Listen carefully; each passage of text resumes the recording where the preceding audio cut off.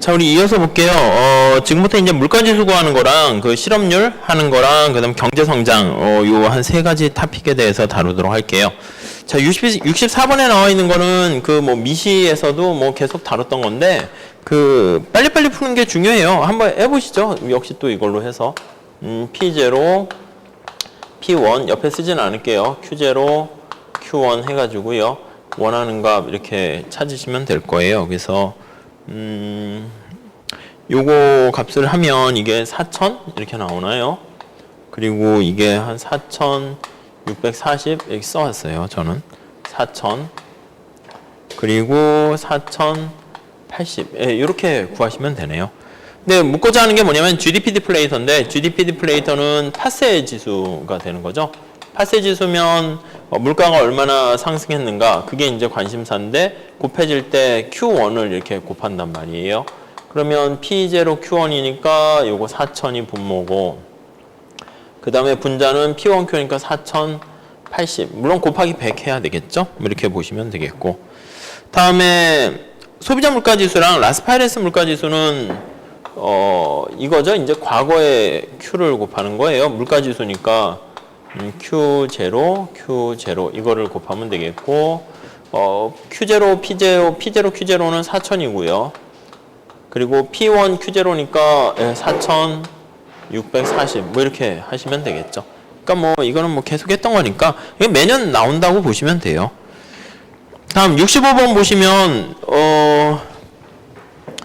볼까요? 이거 65번은 이제 그냥 또 약간 저자분이 뭐 꼬아서 낸 것 같은데 꼬았다기보다는 소득의 전부로 오직 사과랑 배를 구입하는 지출하는 가상의 도시가 있는데 2009년 사과 배 가격은 옛날인가 보죠? 가격이 1000과 2000원이었대요. 그러니까 P0가 1000과 2000 이렇게 있었고요. 그 다음 사과를 이때 10개, 배를 5개 구입했대요. Q0가 사과를 10개, 배를 5개 이렇게 구입했대요. 그리고 2010년에 사과 가격이 1년 후에 1200원으로 상승하고 사과 가격이 1200원으로 상승하고 그 다음에 사과를 10개, 배를 10개 구입했대요. Q1을 사과를 10개, 배를 10개 구입했다. 네, 이렇게 있네요. 2009년을 기준으로 해서 2010년도에 소비자 물가지수를 계산한 물가 상승률이 10%였다면 2010년도에 배 가격은 얼마였게? 이게 얼마였게? 이걸 물어보고 있네요. 예, 이걸 이렇게 보시면 되겠죠. 그러니까 소비자 물가지수니까 아까 얘기했던 것처럼 라스파이레스 물가지수를 계산하시면 P0, P1 이건데 옛날 Q를 곱하는 거네요. 자, 그러면 뭐 글쎄 이걸 A라고 그럴까요? A, 이걸 B라고 그러면 이게 A분의 B 이렇게 구하시면 되겠죠. 근데 이게 10% 상승했대네요. 그래서 10% 0점 이렇게 상승한 거니까 풀 수 있겠죠. 요 A 값은 이거 같은 값으로 구하시면 되고 이것도 1200 곱하기 10 X 곱하기 5 해서 B 값. 그래서 요거 10% 곱하기 100 해서 하시면 되겠죠. 그러니까 그냥 뭐 어렵진 않은 거예요. 그러니까 직접 구해라가 아니라 저 가격이 근데 이렇게 안 하면 또 이렇게 막 식 쓰다가 뭐 막 헷갈리고 뭐 빙글빙글 돌고 그래요. 자, 66번도 똑같네. 똑같으니까 이건 그만할게요. 두 번째 줄 보면 소비자 물가 상승률을 하는 거니까 똑같이 이 패턴 구해가지고 빨리빨리 쓱쓱쓱 하시면 돼요. 아셨죠? 그러니까 이거는 매년 뭐 한두 문제씩 꼭 나온다고 보시면 돼요. 다음 67번 볼까요? 뭐 계산 문제 넣기에는 좀 그런데 철수의 연봉이 5천만 원에서 6천만 원으로 상승했대요. 그 시간이 다르네요. 옛날에는 5천만 원이었는데 1년 후에는 6천만 원으로 상승을 했나 봐요. 이 연봉이. M0, M1 이렇게요. 물가가 50% 상승했대요. 그러니까 그냥 물가를 100에서 150 상승했다 이렇게 하시죠. 뭐 150. 근데 실질 소득은 얼마나 증가했게 이렇게 나누면 되죠. 뭐. 그래서 5천을 100으로 나눈 거 6천을 150으로 나눠서 얼마나 증가했니 이거 판단하시면 되겠죠. 그렇죠? 그래서 뭐 간단한 문제가 되겠고요. 그러니까 이거를 푸는 방법은 여러분들이 다 풀 수 있을 거예요. 근데 약간 어떻게 좀 보기 좋게 쉽게 푸는가 뭐 그런 것들 좀 생각 해보시면 되겠어요. 다음에 68번은 그냥 실질 이자율하고요. 피셔 방정식 이용하는 거예요. 그래서 이것도 이제 보통 옛날에 그 세무사 기출 문제 나왔던 스타일인데 그 명목 이자 소득에 세금이 부과되는 거예요. 예, 그거만 좀 주의하시면 되겠어요. 그래서 그거는 그냥 참고로 그냥 쉽게 보시면 되니까 넘어가도록 하시죠. 다음 69번 봅시다. 69번. 실업률 나타내는 건데 아시겠지만은 실업률 계산할 때 전체 대한민국 국민 중에서 15세 미만 인구는 빼요. 이거는 노동할 수 없는 인구다 해서 빼서요. 요게 이제 노동 가능한 인구가 되고요. 그 다음에 여기서 이제 일할 의사가 없는 사람을 빼는 거죠.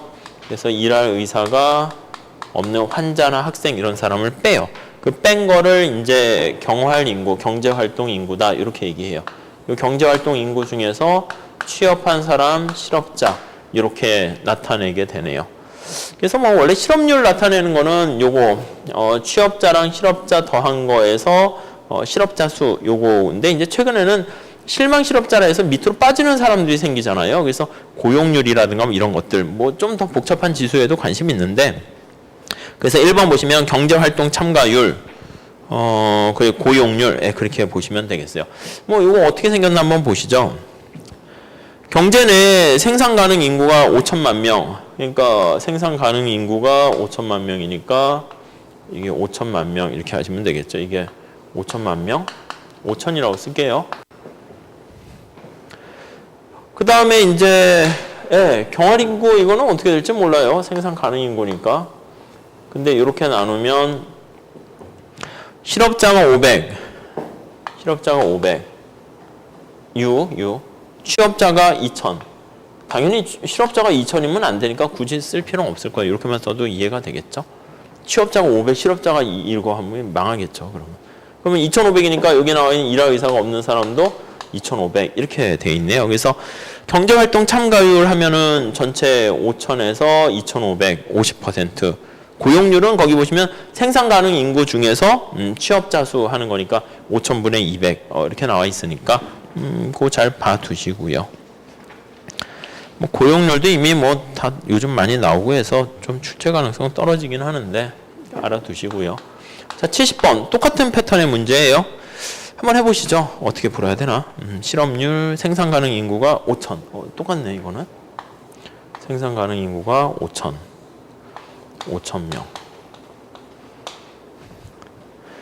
그 다음에 실업률이 4%? 와, 그럼 뭐 요 안에 또 이거 뭐 박스로 하나 만들어 보죠. 뭐 이렇게 만들어서 실업률 이 뭔가 4%래요. 4%.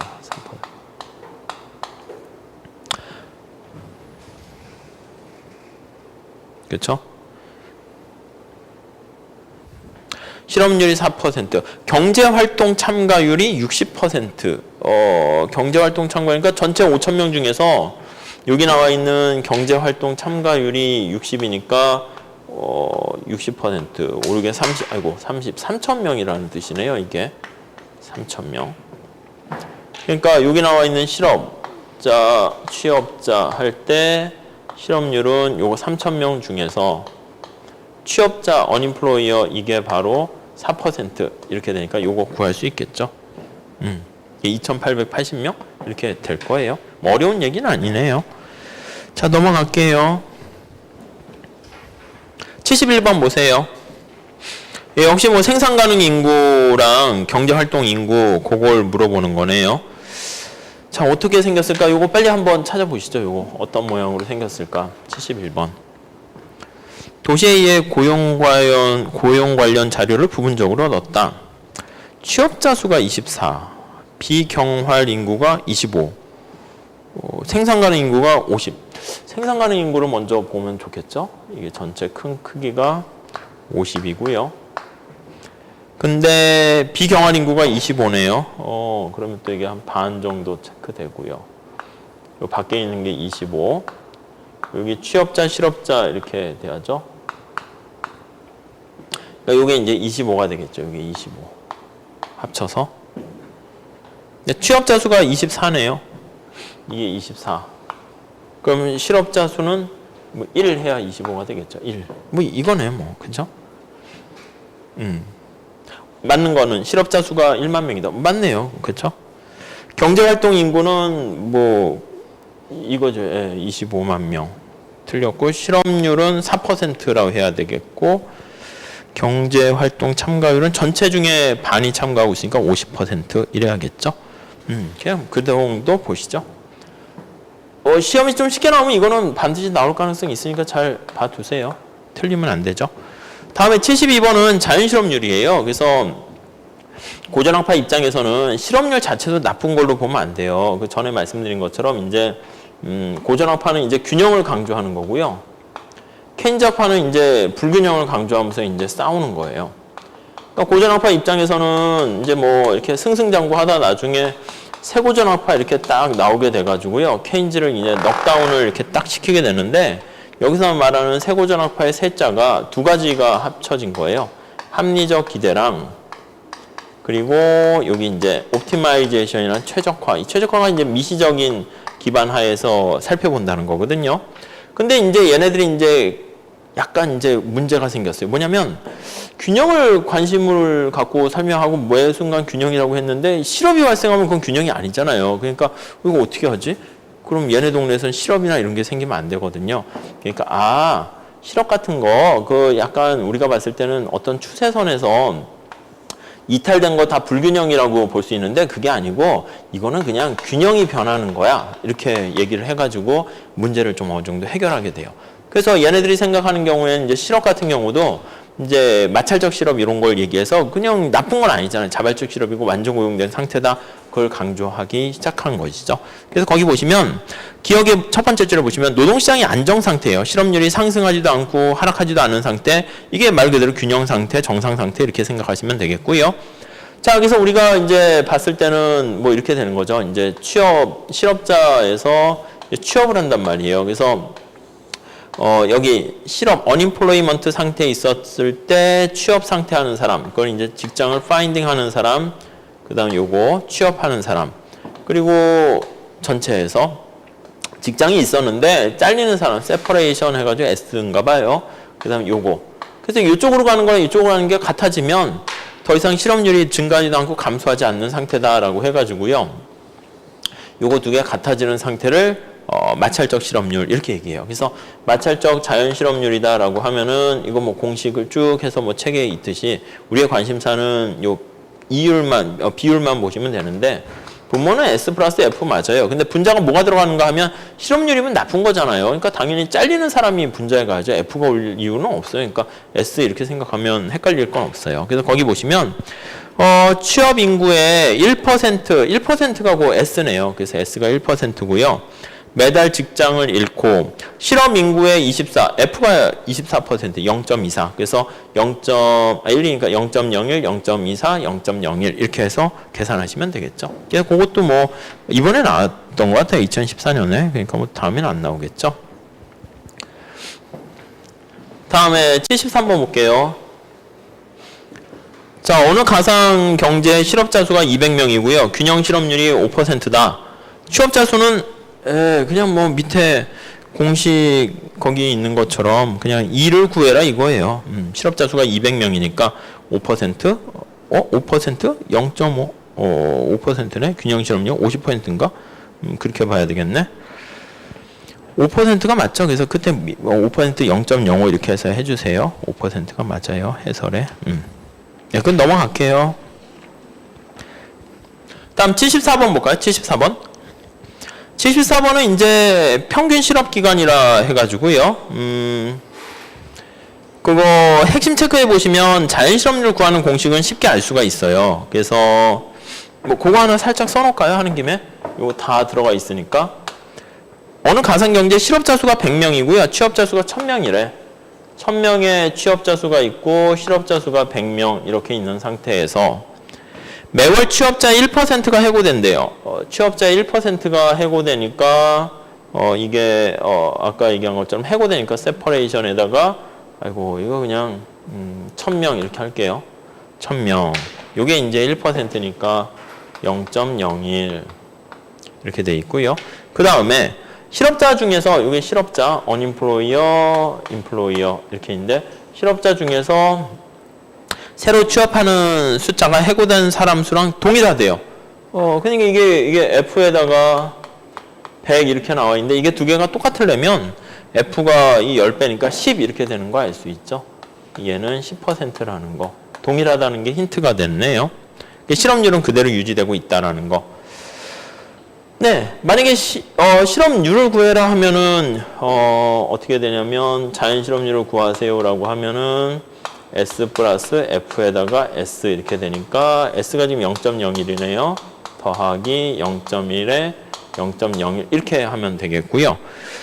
거기 보면 평균 실업 기간은 나와 있는데 밑에 2번에 보시면 평균 실업 기간은 구직률분의 1 이렇게 보시면 돼요. 그러니까 매번 사람들 중에서 10%가 이제 취업을 하는 거야, 매달 10%씩. 그러니까 이제 사람이 만약에 10%씩 하려면 이게 다 취업하려고 하면은 이게 10달이 있어야죠. 이 끄트머리에 있으면 내 순서에 온다. 이 운 좋게 저렇게 되면 10% 첫 번째 달, 두 번째 달, 세 번째 달 하니까 이게 10%만 취업하게 되는 거니까 0.1분의 1 해가지고 10달 이렇게 보시면 되겠네요. 그 느낌을 잘 가져가세요. 구직률분의 1이라는 거.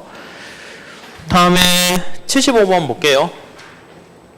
자, 요 앞에서는 인플레이션에 대해서 말씀드렸고요. 뒤에서는 실업률 계산하는 거 이렇게 말씀드렸는데 이제 여러 가지 지수 중에서 오쿤의 이제 미저리 인덱스라는 게 있어요. 경제 고통 지수. 사실 이게 공식적인 건 아니에요.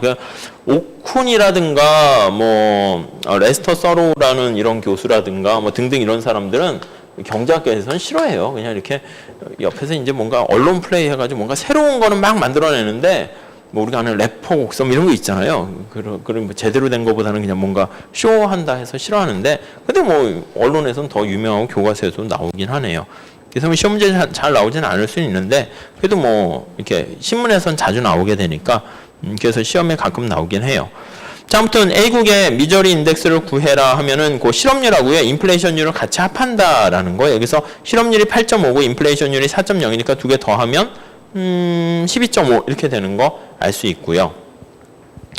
그 다음에 그 희생 비율이라는 게 있잖아요. 거기 보시면 인플레이션을 1% 낮추기 위해서 희생해야 되는 GDP 공짜가 없네.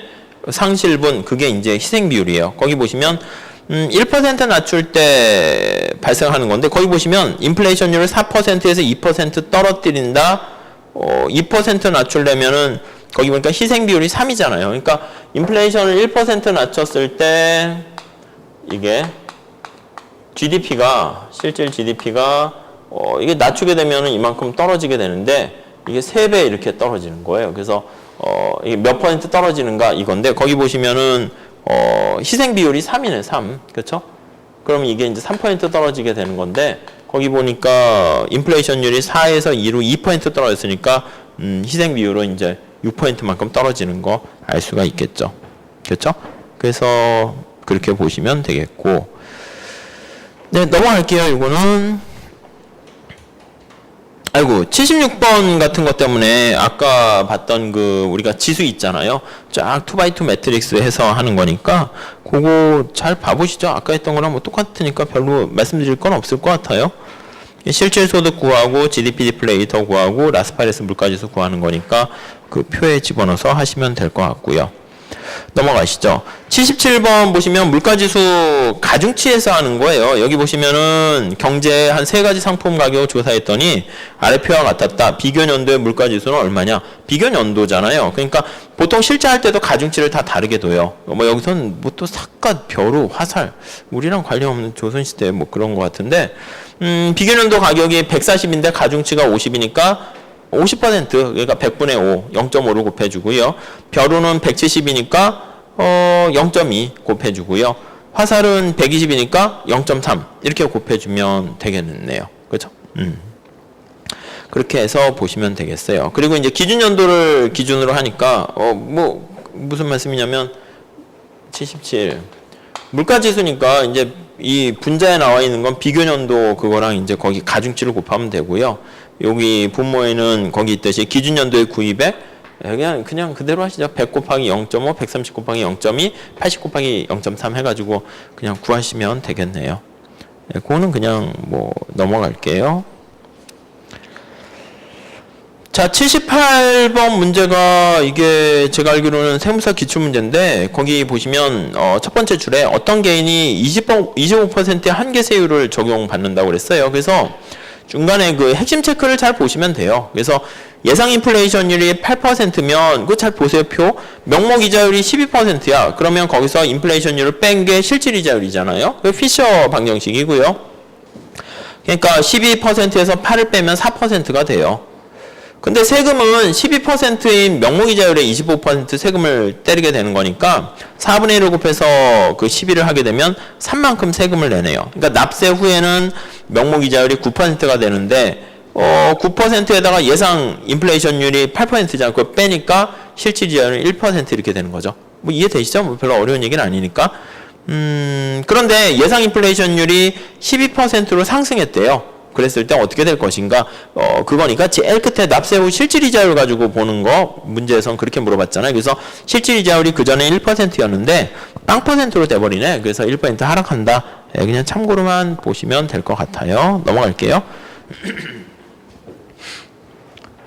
79번은 뭐 그냥 고용률을 물어보는 거예요. 그래서 거기 보시면은 밑에 설명을 해놨네. 그래서 비경활 인구가 지금 100, 그냥 실업률이 10%라고 했으니까 그냥 뭐 편하게 이렇게 표를 작성해서 가상으로 하시면 되겠죠. 뭐 이렇게 경활 인구 실업률 이렇게 하면은 실업률이 10%고 경제활동 참가율이 50%니까 이거 100이라고 그러면 이 위에가 합쳐서 100이 돼야 되고 그 다음에 얘가 10%니까 얘가 10, 얘가 90 이렇게 된다고 보시면 되겠죠. 그래서 고용률은 어떻게 됩니까 하면 고용 가능한 한 인구는 이거 전체 200분의 취업자 수가 90이니까 200분의 90 해서 45% 그렇게 보시면 되겠어요. 자, 넘어갑시다. 80번 똑같네. 그래서 이 거시는 뭐 나오는 문제가 별로 없어요. 그래서 거기 보시면 매월 실업자의 20%가 일자리를 찾고 F가 20%에 0.2라는 거고요. 취업자의 1%가 자리를 떠나는데 S가 0.01이라는 거예요. 그래서 거기 밑에 나와 있는 것처럼 실업률은 0.048 이렇게 나온다는 거 알 수가 있고요. 평균 실업기간 나타내면 F분의 1이라고 그랬죠. 파인딩 구직하는 게 사람들이 이제 20%씩 직장을 구하게 되니까 전부 다 이렇게 구직이 다 된다라고 하면 평균으로 나타내면 0.2분의 1 해서 5 이렇게 된다. 이렇게 보시면 되겠고요. 자, 81번. 이 81번이 뭐 사실 또 좋은 문제 중에 하나인데, 보통 이제 기본 강의할 때는 뭐 식 가지고 하는데 식보다 그냥 관계를 잘 보세요. 거기 보시면, 오큰의 법칙에 의하면 실업률이 1% 상승하면 GDP가 2.5포인트 감소한다. 그러니까 실업률과 오큰의 법칙이 실질 GDP와의 관계잖아요. 그래서 여기가 뭐 실질, 그냥 GDP를 할까요? 그냥 실질. GDP 이거와의 관계를 나타내는 거예요. 그래서 거기 있는 것처럼 1% 얘가 상승하게 되면은 실업률이 1% 상승하게 되면은 뭔가 실질 GDP가 떨어지는 건데 그게 2.5% 감소한대요. 그렇죠? 이 관계네요. 이렇게 영향을 미치고 있고요. 이게 이제 오큰의 법칙은 요거 두 개와의 관계를 나타내는 거예요. 자, 근데 중앙은행이 강력한 통화 긴축을 실행한 결과 인플레이션율이 낮아졌대. 우리가 인플레이션율, 아까 희생 비율 뭐 그런 거 얘기했었잖아요. 그래서 인플레이션율이 이쪽에 있네. 인플레이션율이 여기 있으면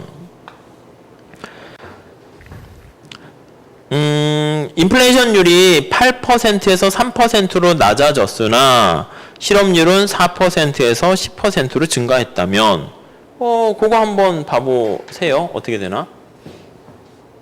요게 이제 그냥 국민소득 AS가 되는 거죠. 인플레이션과 실질 GDP 관계고, 인플레이션하고 실업률과의 관계가 이게 이제 필립스 곡선 그 기울기, 필립스 곡선 나타내는 거잖아요. 그래서 직접 실질 GDP랑 실업률 이게 오큰의 법칙을 이용하면 AS랑 필립스 곡선이 똑같다라는 걸 그냥 이렇게 변수를 그냥 바꿔주는 거죠. 실업률 요거 떨어지면 실질 GDP가 올라가는 거고, 요게 마이너스 관계니까, 그렇죠? 마이너스 관계라. 그거 이제 한번 보시면 되겠어요. 그래서 한번 체크를 해보시죠. 어떻게 되나 한번 보세요. 관계를 문제에서 한번 찾아보세요. 인플레이션율이 8에서 3%로 낮아졌을 때 이게 이제 5% 낮아진 거예요. 5% 하락했을 때 낮아지게 되면 실업률은 4%에서 10%로 상승했대. 그러니까 얘가 이렇게 낮아지게 되니까 실업률은 4%에 10%니까 6% 상승했대요. 근데 우리가 이제 이 관계를 알고 있잖아요. 실업률이 1% 상승하게 되면 실질 GDP가 2.5% 감소한다는 걸 알고 있으니까 만약에 실업률이 6% 증가하게 되면 이거 2.5% 곱하기 1일 때 2.5 감소하니까 6이면 이만큼 곱하면 되겠죠. 6, 5, 30, 6, 20이면 15% 낮아지나요? 그러니까 얘 때문에 이렇게 충격 주는 게 15% 이렇게 낮아진다고요. 그 희생 비율이라는 건 뭐냐면 요거 두 개 간의 관계를 보는 거예요. 인플레이션율을 이렇게 낮추기 위해서 공짜가 없잖아요. 그래서 아이고 이게 실질 GDP를 이만큼 낮춰줘야 되네. 몇 배 차이 발생합니까? 3배 차이다 해서 이 3을 그냥 희생 비율 이렇게 나타내는 거예요. 그러니까 별거 아니에요. 그래서 요거 간의 관계를 이제 오쿤이 이제 뭐 이렇게 말했다 해서 오쿤의 법칙, 요거는 이제 필립스 곡선 그 기울기로 표현되는 거고, 요거 관계가 희생 비율 이렇게 나타내네요. 정리하면 얘가 이제 필립스 곡선, 이게 오쿤의 법칙, 오쿤스 로우, 이게 이제 희생 비율. 네, 뭐 그런 관계 다 똑같은 관계예요. 그래서 역시 변수 3개 있는 거에서 2개 주고 하나 구하세요. 뭐 이런 문제. 이게 복잡해 보이는데 잘 보면 뭐 그렇게 복잡하진 않아요. 잘 체크해 두시고요. 그다음 이제 솔로우 경제 성장 모형. 여기서부터 간단히 보도록 하시죠. 솔로우 모형도 이제 계산하는 문제는 이렇게 보통 정형화되어 있어요. 그래서 어떻게 보면 쉽게 문제를 풀 수가 있죠. 그래서 우리가 늘상 그렇듯이 경제 성장 모형은 옛날에 제가 다닐 때는 이제 솔로우 모형이 이제 각광을 받았어요. 노벨상을 받은 솔로우 모형 이게 각광을 받으니까 얘가 이제 뭐가 잘났나 이거를 보기 위해서 좀 까야 되잖아요. 그래서 이제 헤로토마 모형을 이제 막 배웠어요. 물론 헤로토마 모형 이 솔로우가 낯설기 때문에 헤로토마 모형 이전에 뭐 여러 가지 턴파이크 이론이 막 여러 가지 모형이 있어요. 왜냐면 그건 턴파이크가 이제 독일의 이제 고속도로거든요. 우리가 이제 빠르게 부산을 가려고 하면 이게 조급할수록 천천히 가야 돼. 그냥 빨리빨리 가는 것보다 먼저 이렇게 힘들더라도 이제 고속도로를 먼저 타야 되는 거예요. 탄 다음에 이게 이제 갈 때 이제 이렇게 처음에 이렇게 해서 꿀꿀 해서 이렇게 가는 게 아니라 고속도로 경로가 딱 있는데 처음엔 여기 있을 때 고속도로 먼저 타면 여기서 쉬잉 이렇게 초고속으로 가는 뭐 이제 그런 거랑 여러 가지 이론이 있었는데 그거 이제 케인즈 모형을 이제 반영한 게 헤로토마 모형이고요. 그다음에 얘가 나온 거야. 신고전학파 모형. 그러니까 얘를 부각하기 위해서 얘를 막 이제 어택하기 위해서 얘를 이제 시범 삼아서 이제 갖고 왔죠. 근데 이제 이게 90년대 지나면서 그 IT 붐과 이제 세계 경제가 엄청나게 호황이 되면서 이제 새로운 경제 이론이 나온 거예요. 내생적 성장 이론이 나온 거죠.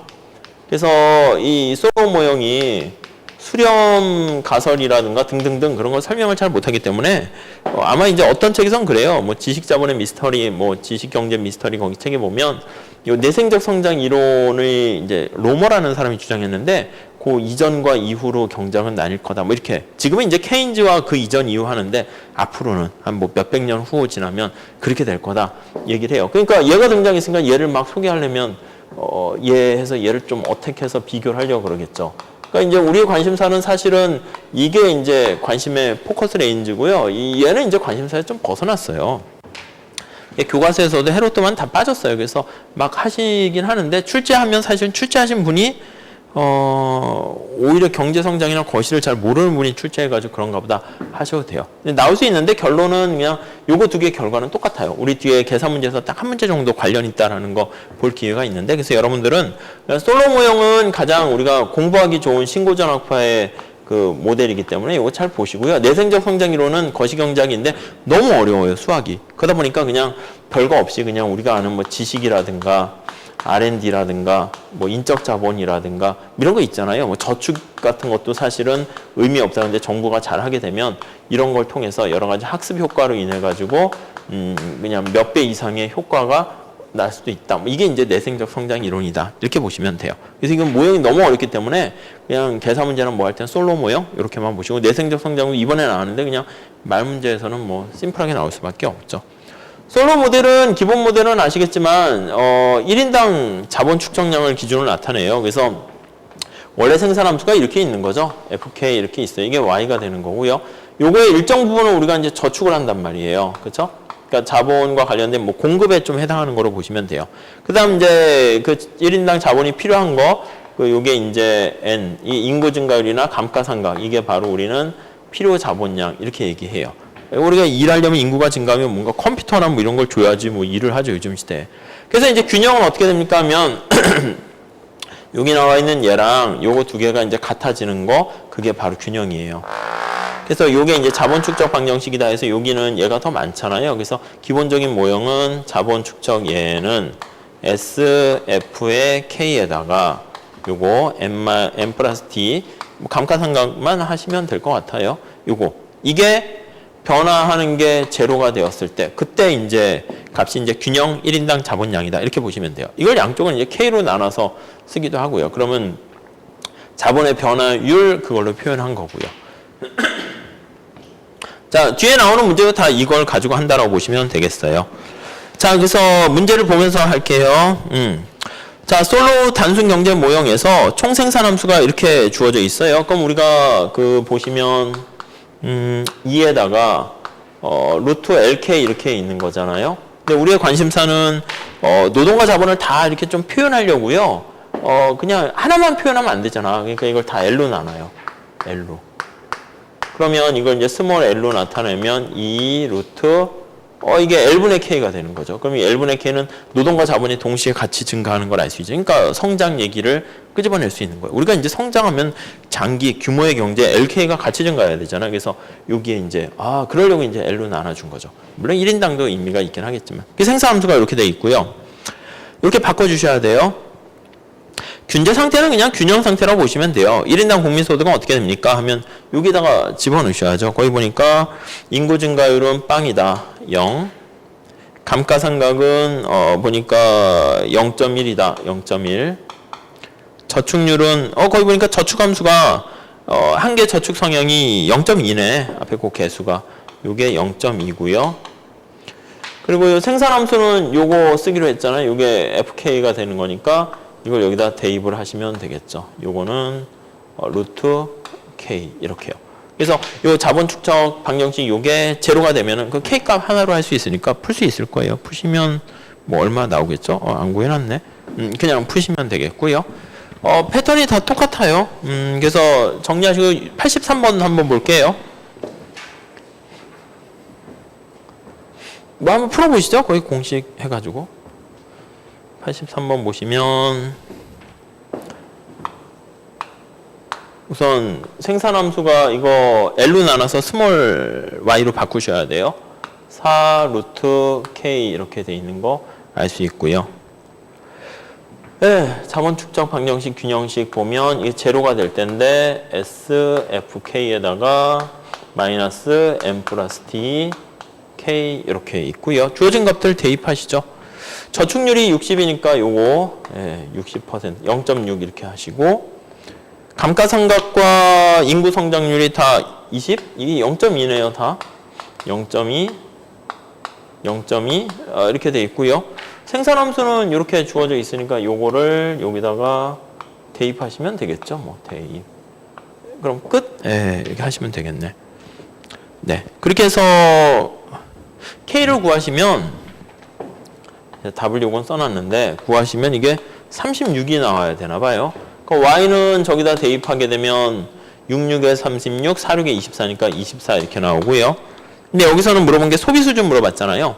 그러니까 저축이 한계 저축 성향이 0.6이니까 한계 소비 성향은 0.4란 말이에요. 그래서 소득의 40%만큼 소비하게 되는 거니까 24 곱하기 0.4, 40% 하면 9.6 이렇게 되는 거겠죠. 그래서 그거 패턴만 보세요. 패턴만.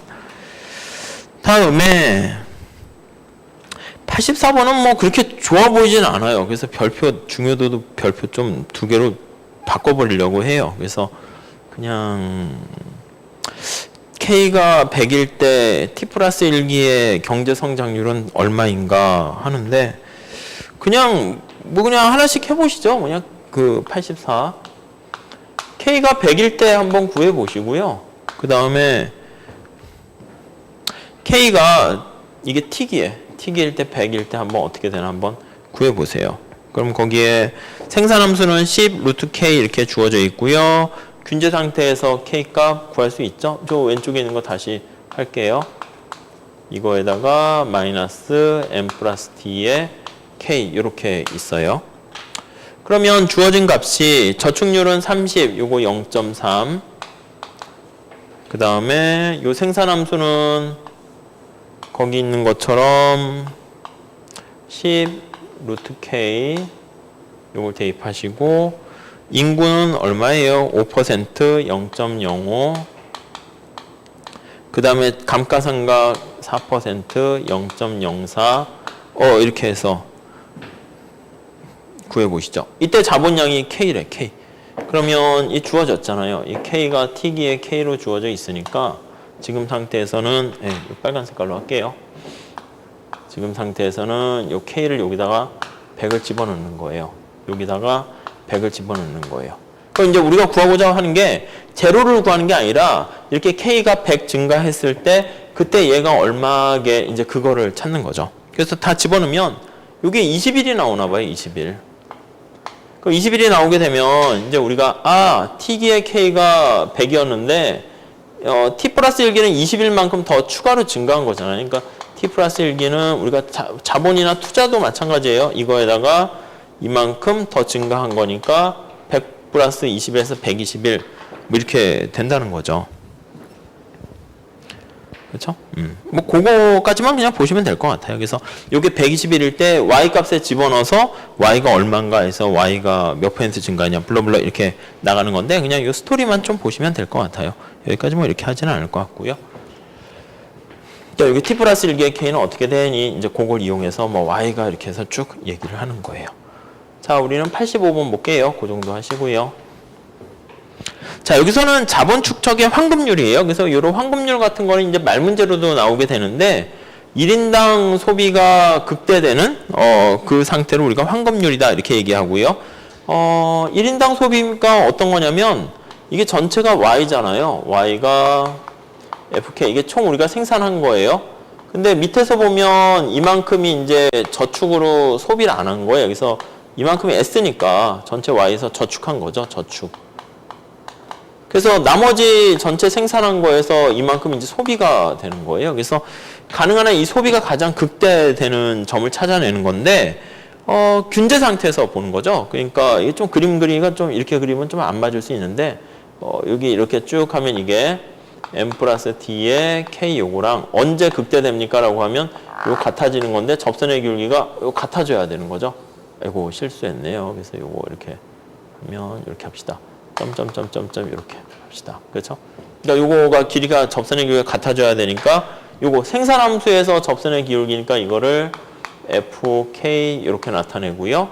그 다음에 요거 이 기울기가 똑같아져야 되는 거잖아요. 그래서 우리가 한계 비용, 한계 편이 그런 거 보시면 돼요. 그래서 요거 미분하게 되면 이게 기울기가 K로 미분하니까 M 플러스 D 해가지고요. 소비가 극대되는 점은 요거 기울기가 같아지는 요게 이제 극대된다라고 보시면 돼요. 원래 이걸 그리고 여기 맞춰가지고 이렇게 그림을 쫙 그려야 되는데 그렇게 해볼까요? 이렇게 보시면 여기가 이제 쫙 맞아야지 여기네요. 여기가 쫙 맞아야지 소비가 극대되는 점이니까 생산함수 이렇게 해서 이렇게 그리셔야죠. 그렇죠? 그래서 거기 1번에 그 개념도 잘 보셔야 되고요. 2번에 이 생산함수를 한번 미분한 F'하고요. M 플러스 D가 같아지는 거 그게 바로 자본 축적의 1인당 자본이 환급률, 골든 룰이다 이렇게 얘기를 하네요. 그래서 한번 보시죠. 요거 미분하게 되면 우선 생산함수 어떻게 돼 있어요? 첫 번째 줄에 보면 Y는 4 루트 K 이렇게 돼 있네요. 미분하셔야 되네. 그래서 요거 F 프라임 K로 미분하시게 되면 요거 2분의 1승이니까 2분의 1 내려오고 하나 빠지네요. 2에다가 루트 K분의 1 이렇게 되고요. 요거랑 M 플러스 D가 같아져야 되는데 M 플러스 D는 인구 성장률과 자본의 감가상각률 모두 0.2니까 20%네요. 0.4 이렇게 되는 거 알 수 있죠. 그래서 요거 두 개 같게 놓고 K를 푸시면 되는 거죠.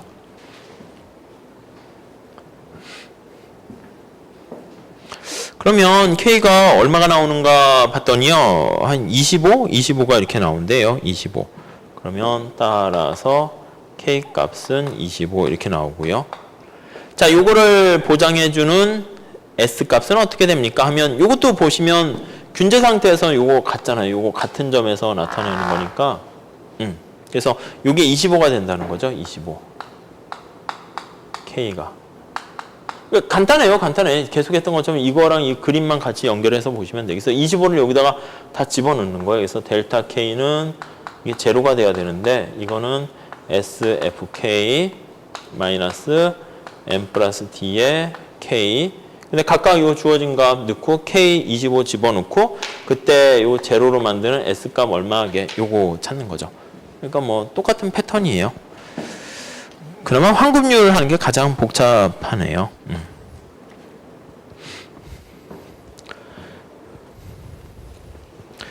자, 그래서 86번도 똑같아요. 똑같은데 이게 숫자가 보니까 딱 떨어지지 않더라고요. 그래서 우선 첫 번째 1번에 보시면 1인당 생산함수가 y가 이렇게 나와 있잖아요. 86번 보시면 y가 1인당 생산함수인데 루트 이렇게 돼 있다라고 하면은 아까 이게 어디서 이렇게 나왔게 이제 그거는 좀 찾으셔야 돼요. 그러면 이게 y로 나눠준 거 얘기하는 거니까 l로 할까요?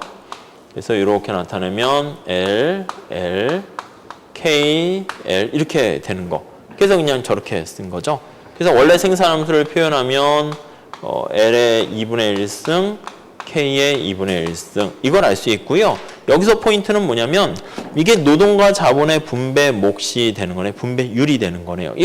그 콥다고라스 생산함수의 특징이잖아요. 그래서 니은에 보시면 자본의 소득 분배율과 노동의 소득 분배율은 2분의 1, 2분의 1, 50, 50 같다. 이제 사실 그거만 좀 주의하시고 나머지들은 그냥 똑같이 그냥 요 식에다 대입하시면 풀 수 있으니까 넘어가도록 할게요. 그거는.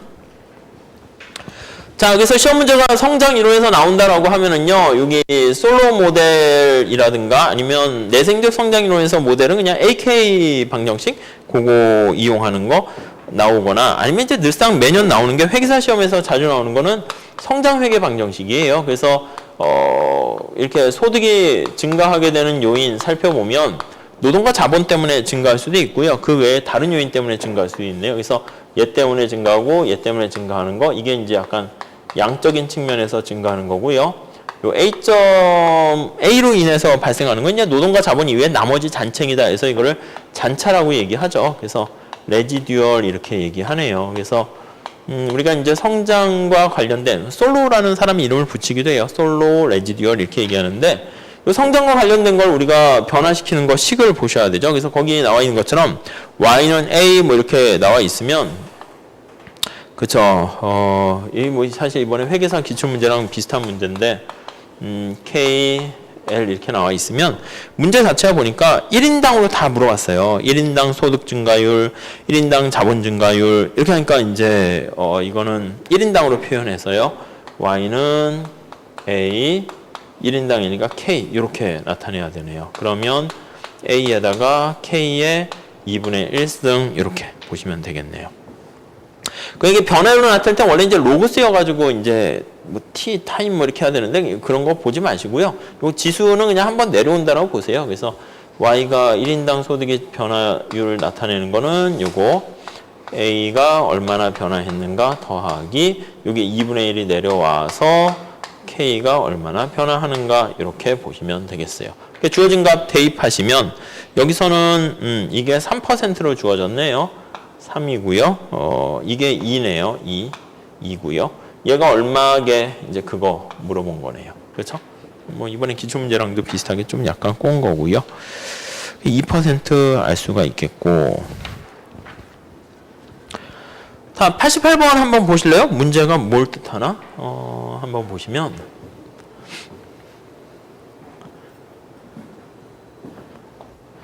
성장 회계 방정식인데요. 생산함수가 이렇게 있네요. 증가율 형태로 좀 나타내 볼게요. 그럼 밑에 나와 있는 것처럼 88. 그러면 y가 얼마나 증가했습니까는 a는 그대로 쓰시고요. 노동의 지수가 있는 게 3분의 1이잖아요. 그게 k네 먼저 3분의 1 K가 얼마나 증가했습니까? 더하기 노동은 3분의 2네요. 3분의 2 노동이 얼마나 증가했습니까? 뭐 이거죠. 그러니까 우리가 이제 내용은 뭐 잘 이렇게 성장론이 부담되고 그럴지 모르겠지만 계산 문제는 뭐 정형화돼 있으니까 그냥 이거 몇 개 해서 이 정도만 아셔도 다 풀릴 거예요. 자, 근데 이제 거기 표에서 우리가 보셔야 될 게 뭐냐면 요걸 구하셔야 되네. 이게 얼마나 증가합니까? 라고 하면은 이거 푸실 때는 Y가 2012년도에 2만이었잖아요. 근데 22,000으로 변했으니까 요거는 2만 분의 2,000. 예, 뭐 이게 그러니까 0.1 이렇게 되겠죠? A는 그 뒤에 노동 뒤에 N으로 돼 있잖아요. 그거 L로 바꿔주세요. 우리 책에도 그냥 이렇게 아마 편하게 N으로 나온 것 같은데 L로 그냥 바꾸시다가 그건 안 바꾼 것 같아요. 그래서 K는 얼마나 변화했습니까? 라고 하면은 K는 3만인가요? 3만인데 얼마 32,700 그러니까 2,700 이렇게 됐고요. 요 노동이요. 노동은 원래 3만이었는데 계산하기 편하게 좀 해줬네요. 그리고 1,800 이렇게 됐네요. 이게 뭐 한 0.06 이게 0.09 3927 이렇게 되니까 뭐 그렇게 뭐 보시면 되겠네요. 그래서 A 기술 진보가 어떻게 됐는가 그거 구하는 거예요. 끝. 네. 다음에 AK 모형이네. 우리가 이제 모든 게 다 그래요. 성장할 때 이게 솔로 모형을 한번 보세요. 솔로 모형에서는 이게 필요한 자본량 아까 봤었어요. 이거고요. 1인당 자본량이라 그러면 그럼 여기서 이제 이게 한계가 있는 거야. 우리의 몸이 이렇게 딱 정해져 있는데 뼈대가 이렇게 딱 있는 건데요. 이게 만약에 잠깐 일시적으로 이게 여기요, 여기. 저축이 얼마나 됐는가에 따라서 이렇게 저축을 많이 할수록 그게 이제 저축이 자본 축적이 되는 건데 갑자기 얘가 공부를 막 해야 될 것 같아. 그래서 갑자기 여기다 뭐 알약을 하나 먹죠. 주사를 맞았어. 힘을, 근육을 키우기 위해서. 뭐 한계가 있지. 뭐. 그러니까 S가 확 증가하게 되면 이건 잠깐 일시적으로 이렇게 올라갈 수는 있어요. 근데 이거 전체 값이 이렇게 커지지 않았기 때문에 뭔가 이게 다시 주사 약효가 떨어지면요. 다시 얘가 처음에 주사 맞을 때 이렇게 근육이 막 생겨가지고 잠깐 일시적으로 공부도 열심히 하고 쫙 이렇게 되는데 그 다음에는 어떻게 돼? 이렇게 거품이 빠진단 말이에요. 효과가 이제 없어지는 거죠. 효과가 계속 있으려면 어떻게 돼야 할까요? 계속 주사 맞아야 돼. 계속 맞고 또 효과 없어요. 또 맞고. 그러니까 이제 얘네 입장에서는 뭐가 하려면 주사를 계속 맞아서 어떻게 해야 되는데 그것도 역시 한계가 있어요. 그러다 보니까 이제 수렴하게 되고 이렇게 한계 생산이 체감하게 되고 그렇게 되는 거죠. 근데 이제 우리가 이제 수렴 가설을 성립하는 거 봤더니 아니에요. 앞서가는 애는 계속 앞서가고 뒤따라가는 애는 계속 처지는 오히려 발산하는 다이버전트한 그런 상황이 되는데 이게 어떻게 이럴 수 있습니까 하면은요. 생산함수를 이렇게 체감적으로 한다라고 했을 때가 수렴하는 거지 생산함수를 이렇게 펼쳐보세요. 이걸 쫙 펼쳐버리면 여기서 얘가 n 플러스 d의 k가 되는 건데 s가 이렇게 체감되지 않고 그냥 s가 그냥 이렇게 쭉 계속 이렇게 있다 할게요.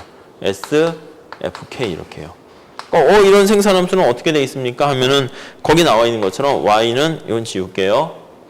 y는 ak 같이 되어 있는 거예요. ak. 아니 이건 또 어디서 튀어나온 겁니까? 그러니까 원래는 우리가 이제 y가 이렇게 생긴 거잖아요. a가 있고 루트 lk 이렇게 나와 있는데 그 휴먼 캐피털 이론에서 얘기하는 것처럼 이게 노동은 노동인데요. 그 지식이나 기술, 뭐 로봇캅 비슷하게, 뭐 아이언맨 비슷하게 뭔가 이렇게 그 로봇 같은 사람이 된 거예요. 그래서 얘는 사람인데 K와 비슷한 사람이 되니까 이게 함수가 이렇게 변하는 거죠. KK 이렇게 돼버리는 거예요. 그럼 이제 모양이 이렇게 돼버릴 거 아니에요. 그러니까 이 노동이 이렇게 K를 샥 변신해버린 거죠. 그렇게 되면 이렇게 되니까 생산함수 자체가 1인당으로 표현하게 되면 Y는 A고 K 이렇게 되는 거 알 수 있고요. 그 요거를 그냥 다른 말로 이렇게 슉 바꿔버리면 A, K 이렇게 되니까 아이고 이게 뭐 체감하지 않고 계속 일정하게 되면 이 차이가 벌어지게 되면요. 절대 수렴은 안 생기고 계속 발산해버린다는 거 알 수 있네요. 그래서 균형식은 똑같이 쓰시면 돼요. 델타 K 이게 제로가 됐으면 좋겠는데 SA의 K 마이너스 M 플러스 D K 이렇게 되는데 이거 뭐 분모 K로 나눠도 되고요. 아무튼 여기 나와 있는 게 요거보다 크게 되면은 계속 수렴하지 않고 발산하게 된다라는 거 알 수가 있을 거예요. 그 얘기가 여기서 이제 감가상각 없고 인구 증가율만 표시한 거고 D가 제로로 돼 있고 요게 D가 이제 없는 거예요. 제로로 돼 있고 그러니까 거기 나와 있는 것처럼 1인당 소득 증가율이니까 그거는 이제 K의 증가율과 똑같아지는 것이죠. 그래서 이렇게 표시를 하게 되면은 이거는 빵을 집어넣고요. 그러면 이렇게 알 수 있죠. SA-N 이만큼으로 계속 증가한다라는 거 알 수가 있네요. 뭐 그 정도 느낌만 가져가세요. 다음에 이게 90번 문제가 그 헤르토만 모형하고 그나마 좀 연결시킨 거예요. 그래서 뭐가 연결됐습니까? 라고 하면 1번이 있잖아요. 자본 생산량 비율. 그래서 앞에 거 먼저 쓴다고 그랬어요. 자본이 분자에 가는 거예요. 그래서 y분의 k는 3이다. 그거를 정보를 제공해 준 거고요. 2번을 사실 별표해 주세요. 2번.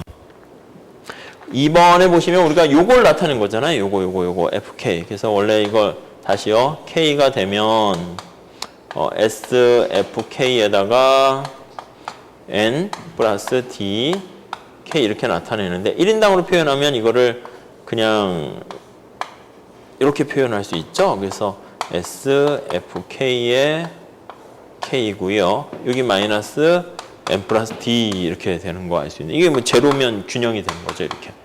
근데 요거 값이 거기 식을 변화시켰잖아요. 그것까지 볼 필요 없는데 요거 값이 이렇게 변화시킬 수 있네. 거기 보니까 어떻게 됐어요? fk분의 k 했고 fk는 l분의 y고 얘는 l분의 k 되는 거니까 띡띡 지워버리게 되면 요 정보를 뭐라고 쓸 수 있냐면 거기 있는 것처럼 분모는 s고요.